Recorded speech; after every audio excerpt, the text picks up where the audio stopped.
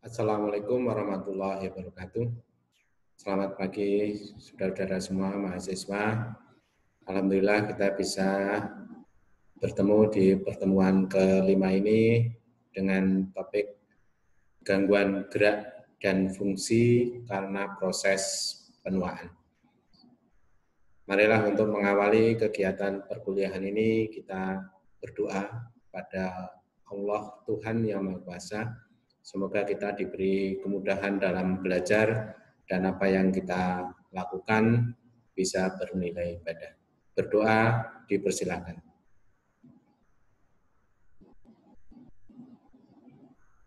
Selesai. Marilah kita lanjutkan untuk pertemuan yang kelima ini, yaitu tentang gangguan gerak dan fungsi karena proses penuaan.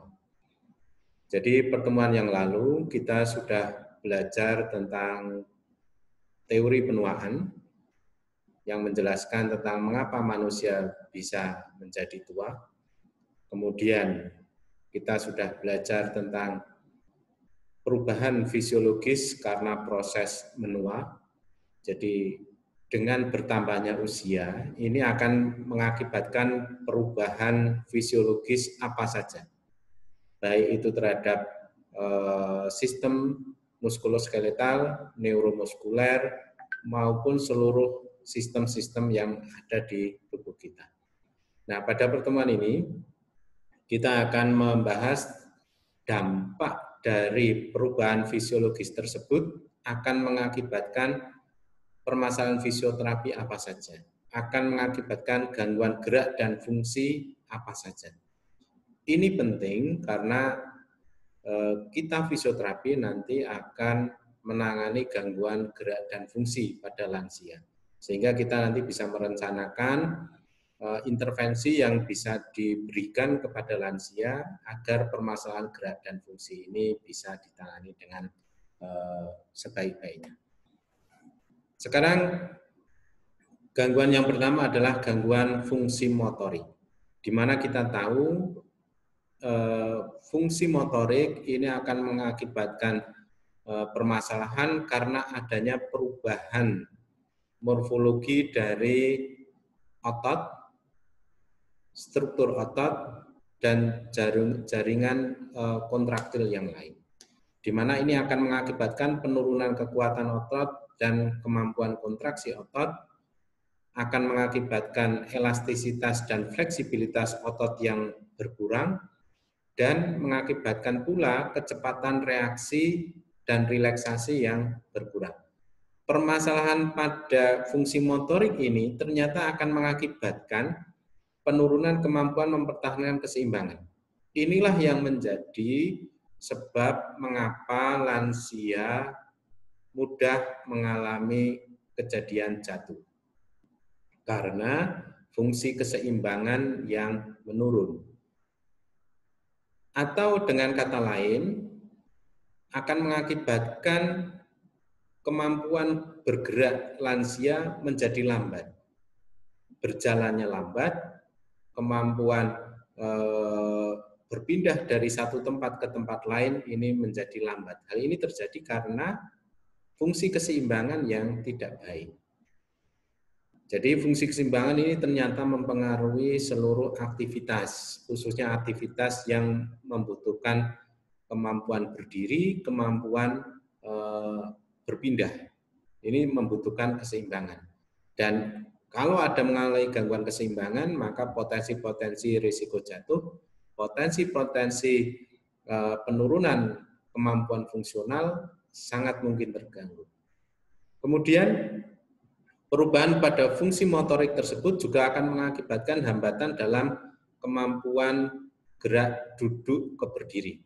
Kemampuan duduk ke berdiri ini bukan gerakan yang sederhana, tapi termasuk gerakan yang kompleks. Jadi pada saat orang duduk, kemudian ke berdiri, di sana dibutuhkan kemampuan otot yang baik, LGS yang baik, termasuk juga kecepatan reaksi dan koordinasi yang baik. Lansia karena ada mengalami penurunan fungsi motorik tersebut, duduk ke berdiri ini akan mengalami hambatan. Hal ini bisa dibuktikan. Lansia bisa dari pagi sampai siang, begitu duduk tidak bergeser, tidak berpindah. Gitu. Jadi kalau sekali duduk ya duduk terus. Kalau diminta berdiri, kalau diminta untuk duduk juga lambat sekali. Jadi mungkin ada beberapa lansia yang dari pagi sampai siang begitu duduk, duduk terus. Kenapa? Tidak bisa bangun atau tidak bisa bangkit dari posisi duduk. Kemudian juga lansia juga mengalami kesulitan dalam menggunakan toilet duduk misalkan.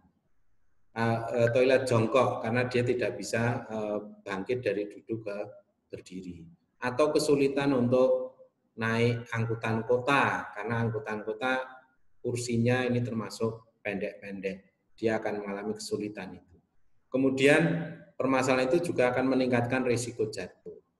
Jadi salah satu permasalahan besar pada lansia adalah potensi terjadinya kejadian jatuh. Kejadian jatuh ini bukan kejadian yang sederhana. Sekali orang ini jatuh, dia potensi akan mengalami trauma, ketakutan untuk beraktivitas kembali. Dia takut jatuh, takut kembali cedera, sehingga mengakibatkan dia beraktivitas ini berkurang, mengurangi aktivitas. Karena apa? Takut jatuh. Nah, akibatnya ya tadi aktivitas yang berkurang, ujung-ujungnya adalah imobilitas. Di samping jatuh juga bisa mengakibatkan cedera, entah itu fraktur, entah itu mengakibatkan kerusakan pada sendinya mungkin, atau mengakibatkan bengkak, memar, dan seterusnya. Ternyata itu juga mengakibatkan problem tersendiri. Kemudian penurunan fungsi motorik juga akan mengakibatkan penurunan kekuatan otot dasar panggul. Ini yang sering mengakibatkan permasalahan besar pula pada lansia adalah adanya inkontinensia. Ya, jadi kemampuan untuk mengontrol fungsi bladder mengalami hambatan karena salah satunya adalah kekuatan kontraksi otot-otot yang mengontrol fungsi bladder ini mengalami gangguan. Yang terbanyak adalah inkontinensia karena stres, ya, karena adanya tekanan, sehingga dia nanti akan sulit untuk mengontrol fungsi bladdernya. Ini bukan sederhana. Memang tidak mengakibatkan permasalahan yang luar biasa, tetapi akan mengakibatkan permasalahan secara psikologis. Orang yang mengalami inkontinensia, gagal mengendalikan fungsi buang air kecilnya, dia akan mengalami tekanan secara psikologis. Dia akan mengurung diri atau mengurangi pertemuan dengan masyarakat, mengurangi aktivitas di luar rumah, dan mengurangi aktivitas sosial yang lain. Ini ternyata tidak menguntungkan bagi lansia. Kemudian perubahan fungsi motorik juga akan mengakibatkan perubahan postur. Postur yang berubah ini ternyata bukan hanya dari sisi tampilan saja yang berubah atau bertambah menjadi kurang baik, tetapi postur akan mengakibatkan pergeseran center of gravity, mengakibatkan keseimbangan terganggu, mengakibatkan alignment terganggu, titik tekan pada persendian juga berubah. Inilah dampak-dampak dari perubahan postur, yang nanti juga akan berdampak pada perubahan sensorik pada persendian atau proprioseptif akan berubah. Nah, ini permasalahan karena gangguan fungsi motorik.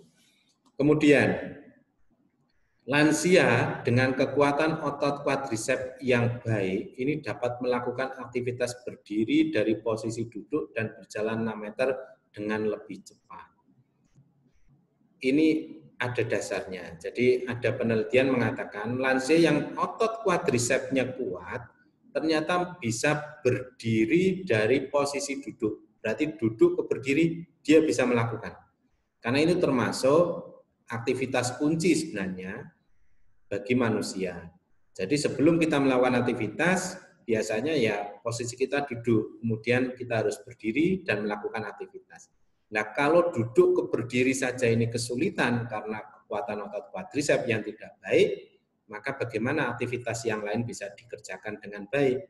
Untuk itu maka salah satu tes cepat atau quick test untuk mengetahui kemampuan fungsional lansia adalah tes berdiri dari posisi duduk. Kalau dia bisa melakukan dengan cepat, melakukan bisa terkontrol dan gerakannya itu halus, maka bisa dipastikan otot-otot quadricepsnya ini baik, koordinasinya baik, dan bisa melakukan aktivitas yang lain. Dan kemampuan berjalan 6 meter lebih cepat. Jadi kemampuan berjalan 6 meter ini juga mewakili kemampuan ambulasi bagi lansia, kemampuan berjalan bagi lansia. Cukup berjalan 6 meter bisa menggambarkan seluruh fungsi ekstremitas bawah, menggambarkan fungsi koordinasi, dan menggambarkan fungsi keseimbangan. Orang yang mengalami gangguan-gangguan tersebut, maka kemampuan berjalannya juga akan lebih lambat.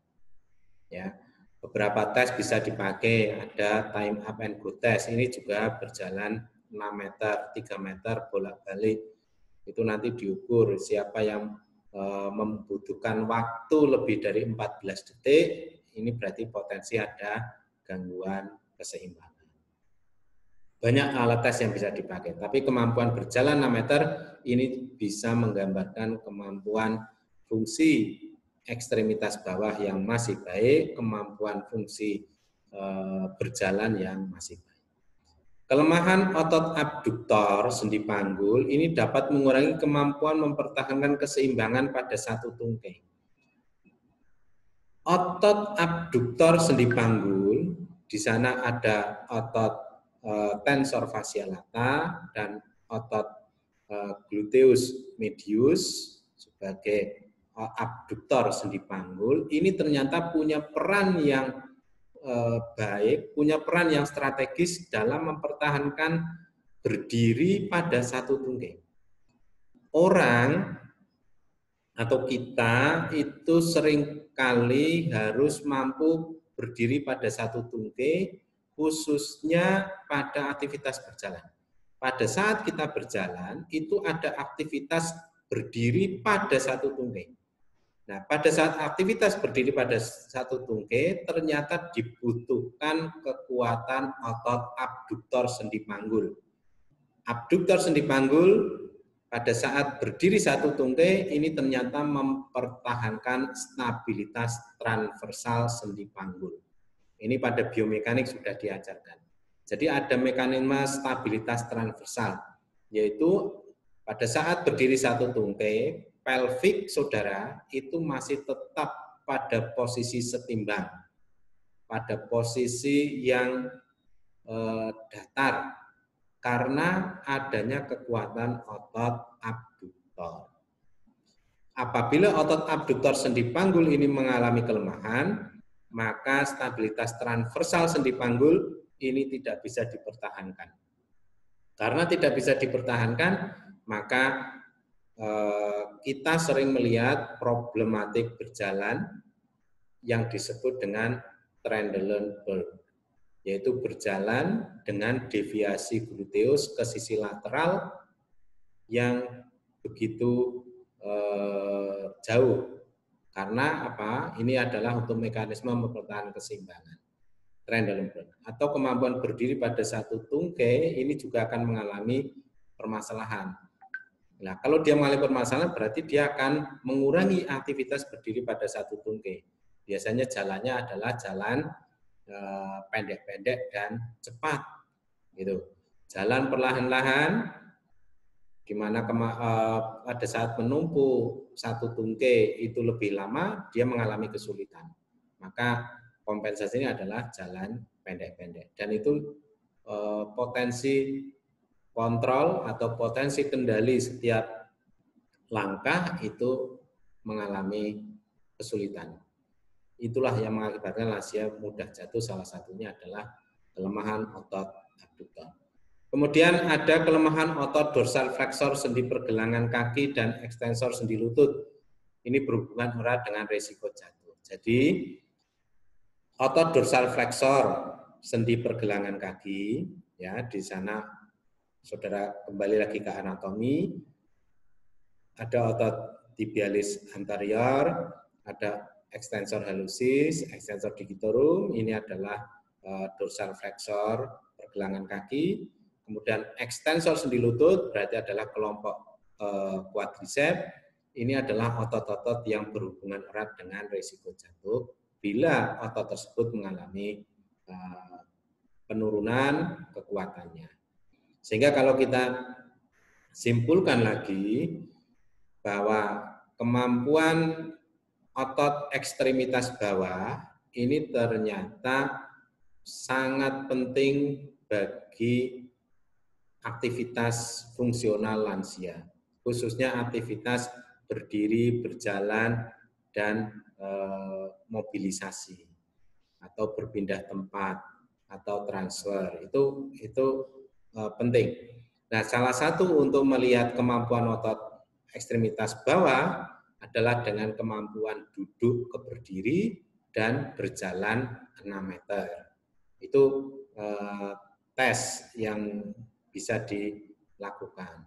Kemudian kalau kekuatan otot-otot ekstremitas bawah itu menurun, maka bisa dipastikan kemampuan aktivitas berdiri dari posisi duduk dan berjalan ini juga akan mengalami kemunduran. Nah, otot-otot ekstremitas bawah yang penting untuk dicermati, untuk dipertahankan kekuatannya adalah yang utama adalah otot quadricep, kemudian otot dorsal flexor, kemudian otot abduktor. Ini penting, ya. Jadi otot-otot tersebut harus dipertahankan supaya lansia memiliki performan kekuatan otot anggota gerak bawah yang masih baik sehingga dia masih bisa melakukan aktivitas berjalan, berdiri, jongkok ke berdiri, dan lain sebagainya. Kemudian, adanya perubahan postur pada lansia yang meningkat dengan sejalan dengan proses degenerasi, ini ternyata akan mempengaruhi degenerasi atau kerusakan mekanoreseptor pada sendi atau proprioseptor pada sendi, khususnya sendi-sendi penopang tubuh, yaitu intervertebrae, kemudian sendi-sendi yang lain. Nah, perubahan postur ini ternyata akan mengakibatkan perubahan center of gravity yang nanti akan mengakibatkan pula mekanisme kompensasi dari perubahan postur itu juga punya dampak. Misalkan orang cenderung skoliosis atau kiposis, tentunya nanti center of gravity-nya akan bergeser. Otot-otot yang akan mengkompensasi itu juga harus akan melakukan kompensasi tersebut sehingga nanti akan mengakibatkan tadi gerakan-gerakan yang tidak pas. Itu, maka cara terbaik adalah pertahankan postur dalam posisi yang baik. Supaya apa? Tidak ada kerja otot-otot yang menjadi penyeimbang. Itu. Padahal yang ditakutkan dari perubahan postur sebenarnya adalah kerusakan pada proprioseptif sendi. Itu. Jadi orang akan merasa posturnya lurus, posturnya bengkok, atau posturnya berubah, itu karena ada reseptor pada sendi.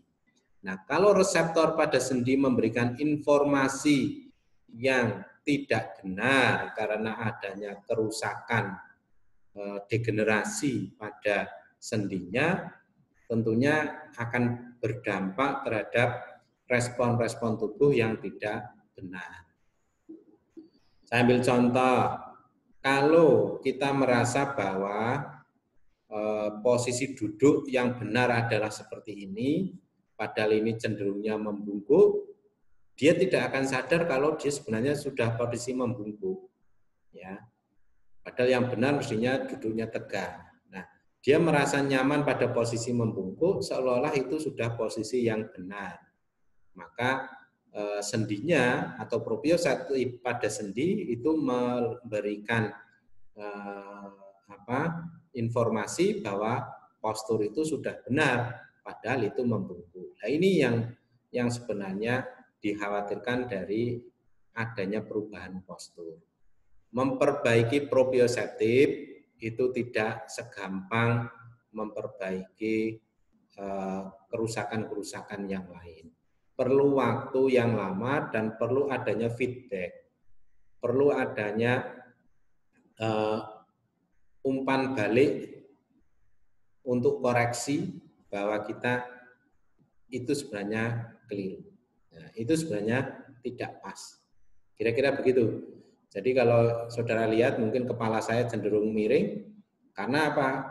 Persepsi saya ini sudah lurus, padahal kepala saya miring. Gitu. Nah, supaya bisa lurus, maka saya sebenarnya harus seperti ini. Nah, misalnya harus seperti ini baru lurus. Padahal ini menurut saya ini miring. Lurusnya saya seperti ini. Nah, begitu. Inilah yang mengakibatkan posisi-posisi tidak benar atau karena adanya persepsi yang tidak pas karena perubahan postur. Nah, untuk memperbaiki kepala supaya tetap lurus begini, maka saya harus ada feedback. Saya harus ada di depan cermin, depan kaca, dan mempersepsikan, oh lurusnya seperti ini. Berarti kalau saya nanti mengatakan kepalanya lurus, berarti harus seperti ini. Dan ini tidak gampang. Apalagi kalau sudah banyak sendi yang mengalami perubahan.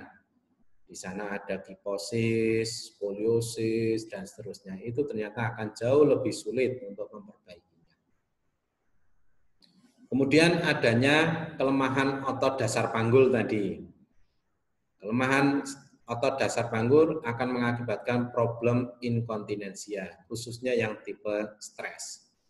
Saudara ingat, inkontinensia tipenya banyak sekali. Tipenya ada 3 atau berapa, lupa saya.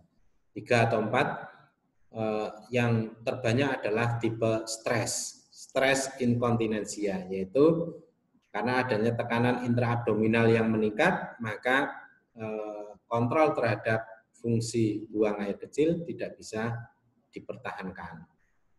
Maka dia seringkali tidak bisa mengendalikan itu. Dan ini ternyata tadi punya dampak terhadap kebersihan, higienisnya, punya dampak terhadap fungsi sosial. Dia merasa tidak percaya diri untuk ketemu dengan orang, tidak merasa nyaman untuk bersosialisasi. Apalagi kalau misalkan yang muslim mau beribadah merasa tidak nyaman karena merasa ada najis di sana. Nah, itu. Ini sebenarnya dampak ikutan dari adanya stres inkontinensia. Orang lain mungkin tidak tahu, yang merasakan adalah lansia itu sendiri. Dan ini ternyata lebih merepotkan daripada keluhan itu dia rasakan dan orang lain tahu, sehingga sama-sama membantu. Nah, ini yang kan banyak lansia yang menyembunyikan ini, menyembunyikan inkontinensia. Kemudian ada prolap genitalis, ini kalau terjadi kelemahan otot dasar panggul. Ada vaginal laxity, ada flatus vaginalis. Ini dampak. Dan ternyata kelemahan otot dasar panggul kalau secara klinis ini banyak terjadi dan tidak terlalu banyak yang terjun untuk menyelesaikan permasalahan ini. Di rumah sakit saja ini siapa yang harus memberikan intervensi kalau terjadi inkontinensia yang tipe stres? Apakah fisioterapi, apakah perawat, atau apa? Pasien bingung. Di sana pun juga hampir tenaga kesehatan yang ada di sana, siapa yang harus memberikan penguatan pada otot dasar panggul untuk mengembalikan atau memperbaiki stres inkontinensia? Ya kita yang punya kompetensi ke sana mestinya fisioterapi punya peran. Kemudian adanya permasalahan pada gangguan sensorik. Tadi sudah motorik, sekarang sensorik. Nah, sensorik ternyata akan mengakibatkan penurunan kontrol motorik atau gangguan gerak karena informasi dari reseptor, yaitu saraf sensorik, ini terganggu. Atau kalau tidak terganggu, ya sistem distribusinya ini juga melambat. Jadi sensoris ini yang menerima informasi dari luar, ini informasinya terganggu. Sehingga informasi ke susunan saraf pusat sampai mengakibatkan feedback atau perintah ke saraf motorik, ini siklusnya di samping lambat juga bisa tidak tepat karena informasi yang terganggu.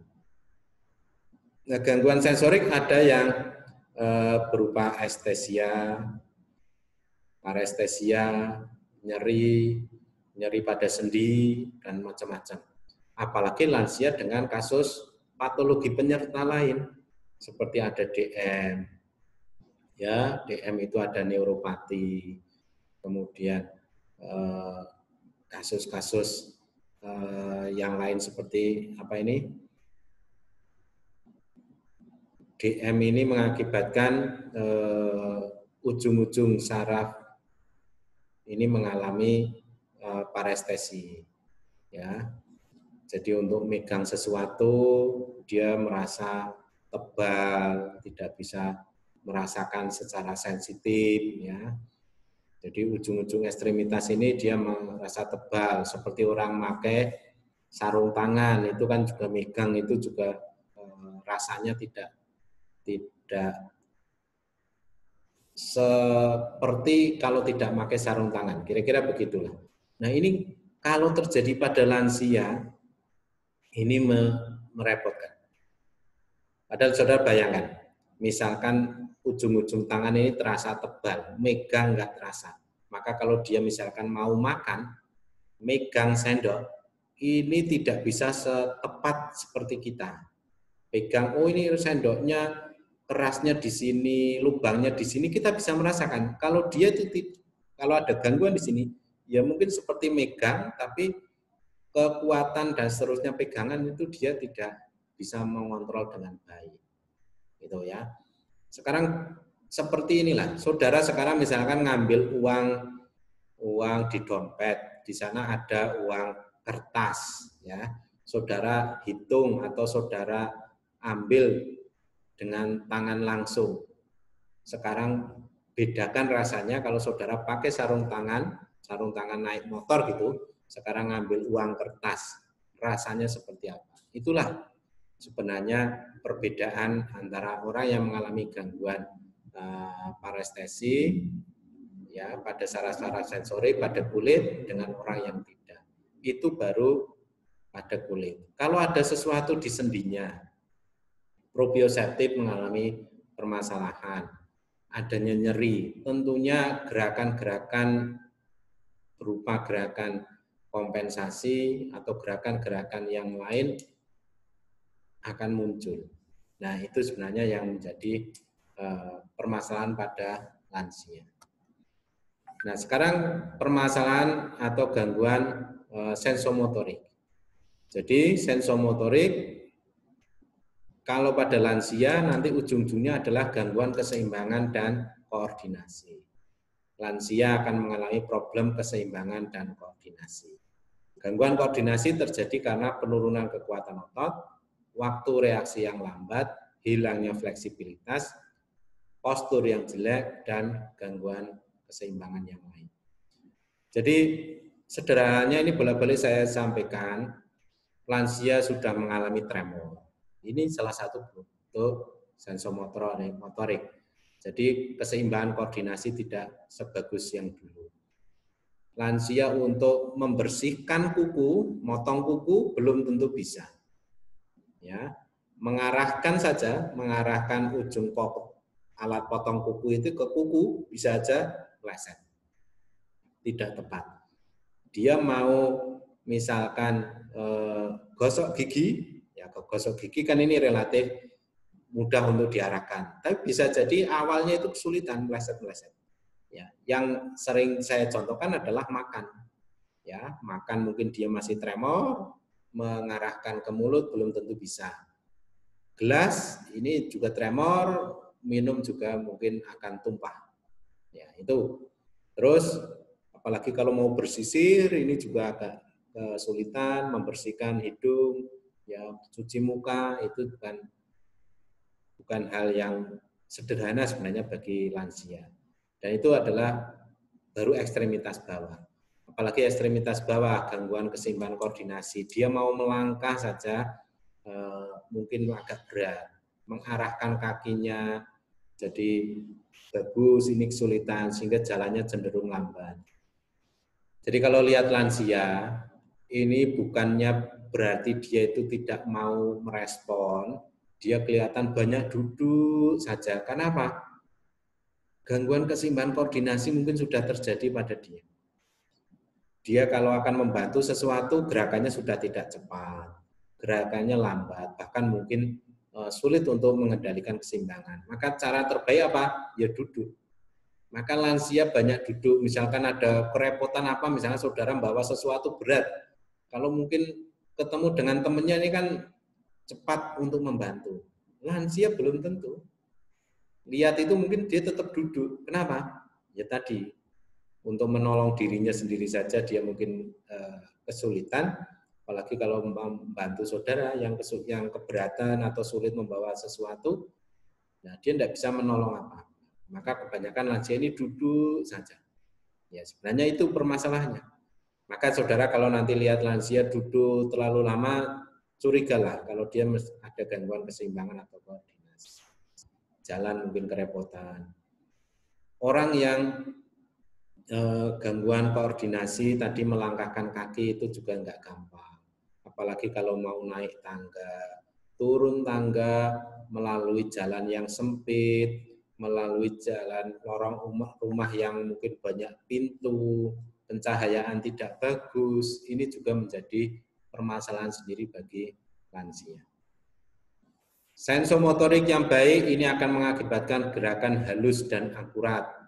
Ya. Jadi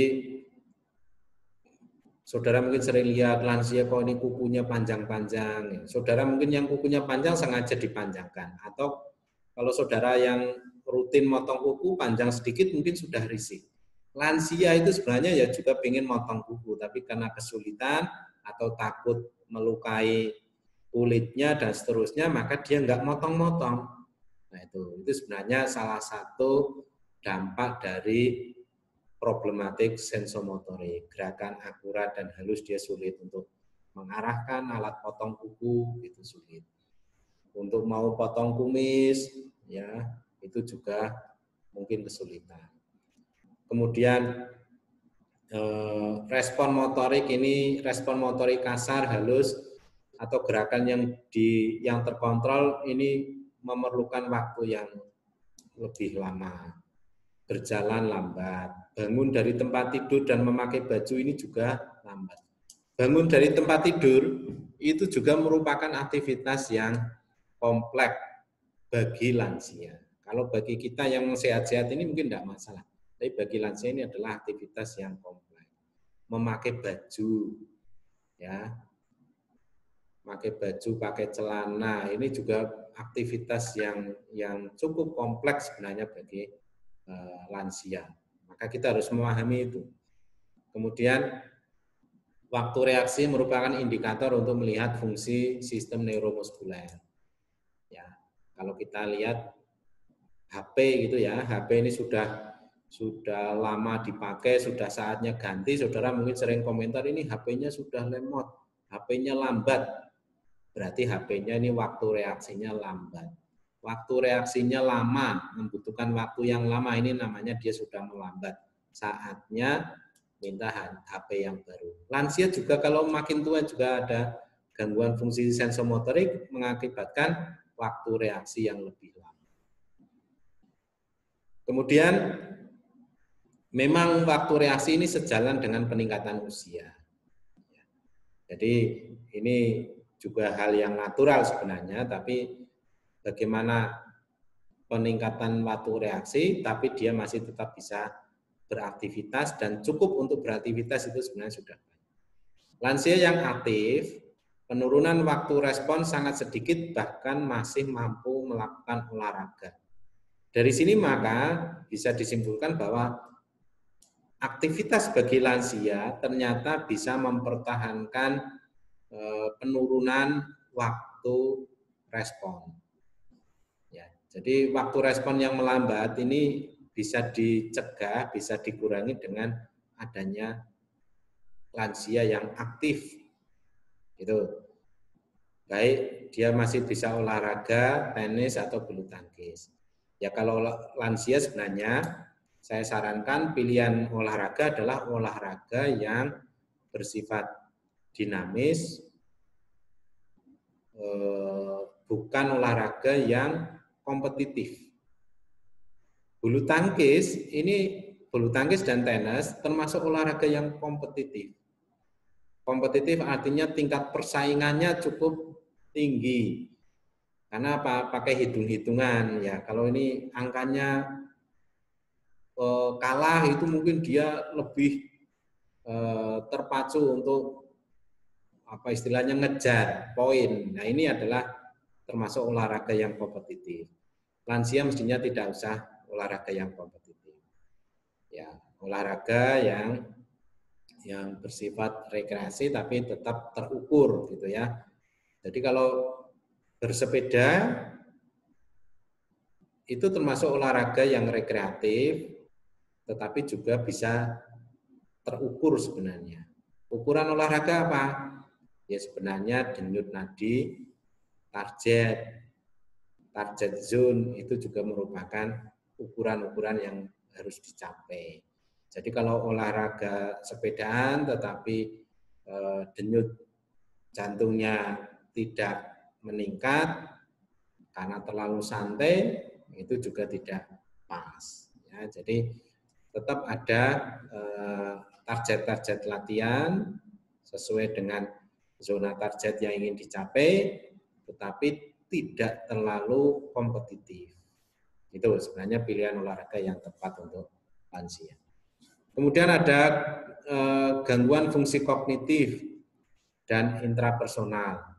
Jadi lansia memang bisa mengalami permasalahan memori, perhatian, dan bahasa. Dia mengalami problem itu.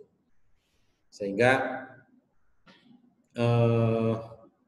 memori ya memang nanti proses belajar lansia ini juga melambat. Jadi bisa memori panjang, memori panjang contohnya ini. Lansia kesulitan mengungkap cerita kejadian yang tidak menarik perhatiannya. Jadi hal-hal yang tidak menarik perhatian lansia, dia seringkali tidak tertarik untuk itu. Atau informasi baru atau informasi tentang orang, ini seringkali dia juga tidak tertarik. Tidak cepat hafal. Ya, mungkin termasuk saya ini sulit untuk menghafal nama orang. Ya.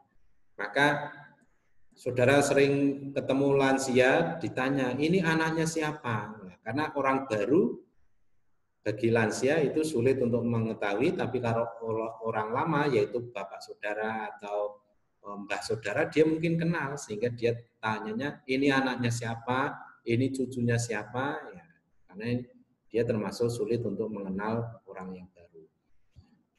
Dan lansia kesulitan untuk melakukan pekerjaan yang membutuhkan ingatan kompleks.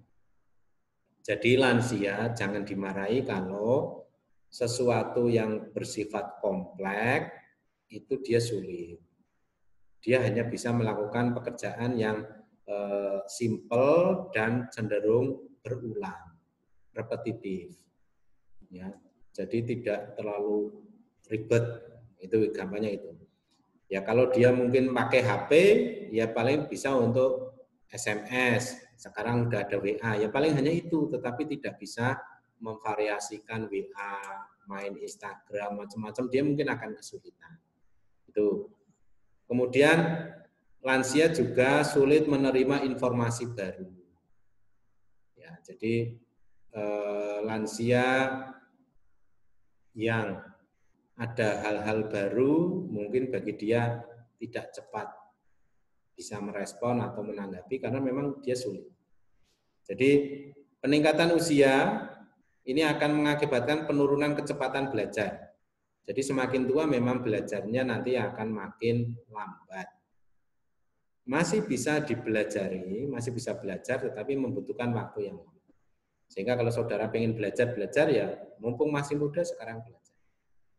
Memproses informasi baru ini dia memang kesulitan, bereaksi terhadap stimulus yang kompleks ini juga akan kesulitan. Kemudian yang interpersonal dan fungsi sosial. Jadi lansia ini akan sulit berkomunikasi, berinteraksi dengan orang. Ya, jadi memang agak sulit, ya. Jadi apalagi kalau lansia sering pusing atau kebingungan melihat orang dalam jumlah banyak. Nah itu. Ada orang lansia seperti itu, lihat orang banyak kerumunan dia malah bingung sendiri. Bingung sendiri. Atau bahkan seringkali begini, ada kegiatan jamuan, pesta, atau kondangan, atau apa yang sifatnya prasmanan, dia mungkin habis ngambil makanan di tempat ini, mau kembali ke meja, bingung. Karena begitu banyak orang hilir mudik, dia bingung. Jalan pulang, sulitan. Ya.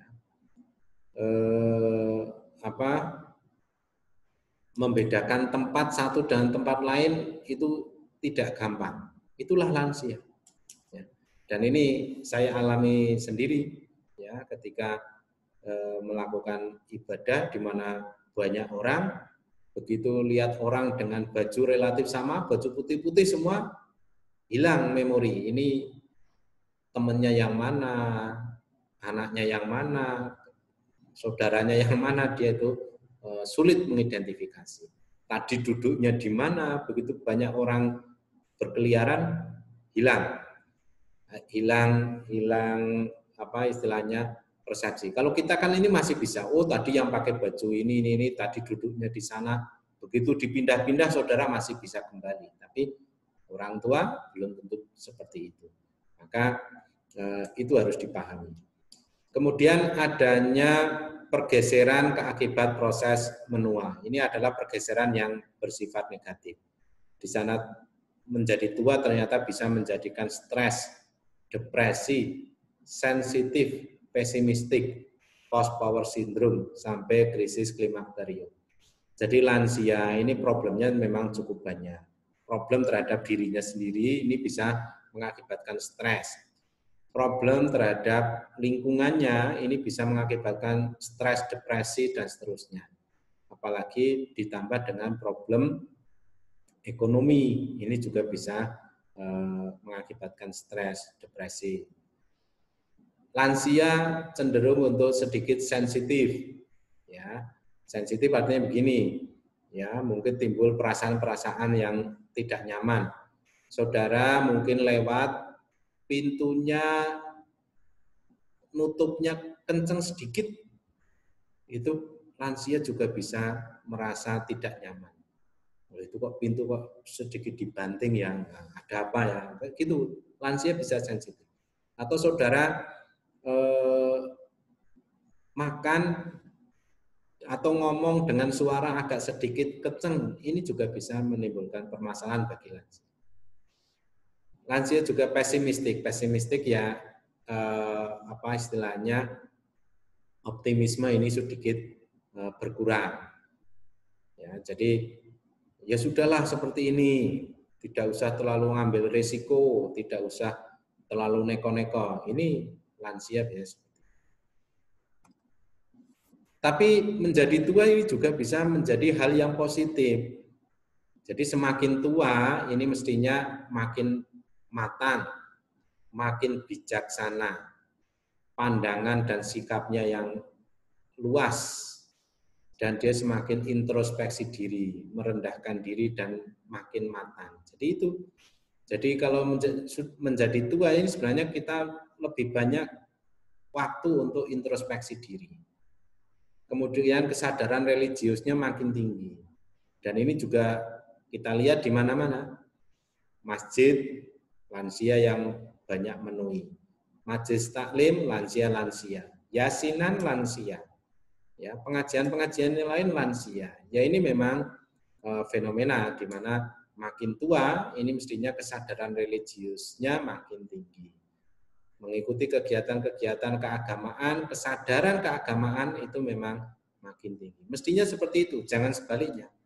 Menjadi tua malah ibadahnya tidak karuan, nggak pernah pergi ke masjid, tidak pernah pergi ke tempat ibadah, dan seterusnya. Itu kalau menjadi tua yang negatif. Dan yang berikutnya adalah kalau terjadi gangguan kemampuan fungsional. Jadi kemunduran fisik ini ternyata mengakibatkan kemampuan untuk mobilitas, kemampuan untuk merawat diri ini juga akan berkurang. Ya, berpindah tempat tidak bisa. Kalau dia tidak bisa mobilitas, mungkin kemampuan berdiri, kemampuan berjalan ke kamar mandi, kemampuan ganti pakaian, ini juga akan mengalami kemunduran. Kemudian dia mungkin harus membutuhkan alat bantu, tetapi ternyata menggunakan alat bantu ini juga tidak semudah untuk menggunakan kalau di usia-usia yang masih produktif. Ya tadi, kemampuan adaptasinya dia sudah mengalami gangguan. Kemudian termasuk kemunduran fungsional untuk perawatan diri, seperti makan, mandi, berpakaian, BAB, BAK, merawat rambut, gigi, kumis, ini juga mengalami permasalahan. Juga terjadi kemunduran komunikasi seperti menggunakan telepon, menulis surat, dan termasuk juga transaksi-transaksi perbankan dia juga akan mengalami kesulitan. Saya memahami ini, saudara mungkin mbah saudara atau di lingkungan saudara kalau melihat fenomena kalau setiap tanggal 1 atau tanggal muda para pensiunan itu antri di tempat-tempat pembayaran gaji, misalkan di bank, kantor pos, atau itu tanggal 1. Mereka harus ngantri. Padahal saudara tahu kalau itu bank, itu uang tidak diambil pun sebenarnya kan juga tidak akan hilang, bahkan bisa ditabung. Itu nanti diambilnya misalkan pandangan kita, tidak usah ngambil tanggal 1 supaya tidak antri, nanti ngambilnya tanggal 20. Itu sudah longgar. Seperti itu kan bisa, tetapi ini enggak gampang untuk memberi tahu ke lansia. Tahunya ya harus tanggal 1. Padahal uang tidak diambil pun sebenarnya kan bisa menjadi tabungan. Kira-kira begitu. Tapi inilah fenomena yang di masyarakat seperti itu. Nah, dampak dari kemunduran kemampuan fungsional nanti akan mengakibatkan kelompok lansia, ada lansia yang mandiri, ada yang ketergantungan sebagian, dan ada lansia yang ketergantungan penuh. Idealnya memang dia masih bisa mandiri, bisa melakukan aktivitas sendiri meskipun dengan alat bantu adaptasi. Dia bisa berjalan sendiri meskipun harus menggunakan walker misalkan. Tidak apa-apa, berarti itu kan dia masih bisa mandiri. Dia masih bisa melakukan aktivitas tanpa bantuan orang lain. Itu mandiri. Tapi kalau masih dibantu, nah tinggal bantuannya banyak atau sedikit. Kalau bantuan sedikit berarti ketergantungan sebagian, tapi kalau ketergantungannya penuh, berarti memang tidak bisa melakukan aktivitas apa-apa pun tanpa dibantu orang lain. Itu. Kemudian yang terakhir adalah gangguan adaptasi dengan lingkungan aktivitas. Tadi gangguan fungsional, sekarang gangguan lingkungan aktivitas. Keterbatasan lansia dapat dalam menyesuaikan diri dengan lingkungan aktivitas. Jadi begini, lansia ternyata seringkali mengalami kesulitan menyesuaikan diri dengan lingkungan aktivitas. Inilah yang mengakibatkan sebenarnya lansia lebih senang tinggal di rumahnya sendiri. Tidak mau ikut anak, tidak mau ikut cucu. Kenapa? Dia merasa nyaman dengan lingkungan rumahnya sendiri. Kenapa? Dia sudah paham betul lingkungan rumahnya. Kalau dia harus mengikuti anak, berarti kan pindah rumah, dia harus menyesuaikan dengan lingkungan aktivitas. Belum tentu dia itu bisa. Belum tentu dia itu mudah. Maka seringkali ini mungkin pengalaman, lansia begitu main ke tempat anaknya, ke rumah anaknya, dia nggak bisa tidur, malah sakit. Kenapa tidak bisa tidur? Ya karena lingkungan tempat tidurnya berbeda, lingkungan desain rumahnya berbeda, kursi-kursinya berbeda, kamar mandinya berbeda. Nah ternyata perbedaan-perbedaan itu mengakibatkan lansia harus menyesuaikan diri. Dan ini tidak mudah. Saudara hari ini di rumah, besok pindah ke tempat kos, besok ke tempat temannya, itu nyaman-nyaman saja, tidur ya tidur saja. Tapi lansia belum tentu seperti itu. Dia perlu waktu untuk beradaptasi. Dan itu tidak gampang. Kemudian termasuk juga gini, saudara mungkin lansia juga mengakibatkan masalah aktivitas di dalam rumah, desain alat rumah tangga, desain interior, desain mebel. Begini artinya, saudara mungkin melihat kalau pergi ke tempatnya Mbah atau ke siapa itu melihat perabotnya itu dari zaman saudara kecil sampai zaman sekarang sudah besar, kursinya itu saja, almarinya itu saja. Atau intinya perabot rumah tangga tidak banyak berubah. Ini ternyata memang yang disukai oleh lansia. Lansia tidak gampang untuk beradaptasi dengan desain interior, desain mebeler, atau desain rumah yang selalu berubah. Saudara mungkin masih muda, hari ini ada model kursi baru, beli. Saudara bisa menikmati, bisa memanfaatkan. Lansia belum tentu bisa. Dia lebih senang duduk di kursinya yang sehari-hari dia pakai, meskipun kursinya itu mungkin sudah karatan, kursinya sudah rusak, atau mungkin tempat duduknya sudah dekok, sudah itu, tapi dia nyamannya di situ. Dikasih kursi yang bagus dari kulit empuk, belum tentu dia mau pakai itu. Inilah yang membedakan lansia dengan kita. Jadi jangan heran lansia, loh ini Mbah kok kursinya dari dulu nggak ganti-ganti. Itu malah justru kursi kesayangan yang membuat dia itu bisa beraktivitas. Diganti kursi yang baru belum tentu dia menikmati. Kemudian masalah aktivitas di luar rumah, adaptasi dengan alat transportasi, belanja, rekreasi, dan ini ternyata lansia perlu proses untuk beradaptasi.